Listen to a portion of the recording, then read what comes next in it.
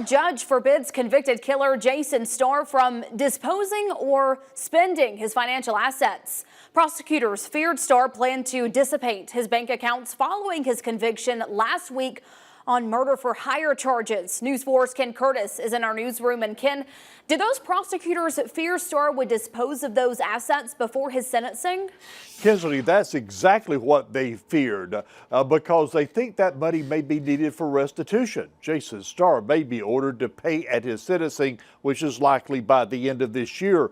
Court records show he has accounts at several banks and credit unions that are on hold because of U.S. District Judge Austin Huffaker's order. A jury last week convicted Jason Starr of hiring his brother Darren.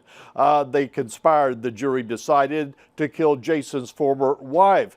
Darren Starr looked outside Sarah Starr's home and killed her because prosecutors say Jason didn't want to pay support to her and the couple's 4 children. From court documents, it appears prosecutors will seek to recover Jason Starr's assets for Sarah's family, and perhaps that money, Kinsley, will go to the couple's children. Ken Curtis, thank you. Judge Huffaker will sentence Jason and Darren Starr to life in federal prison system without parole.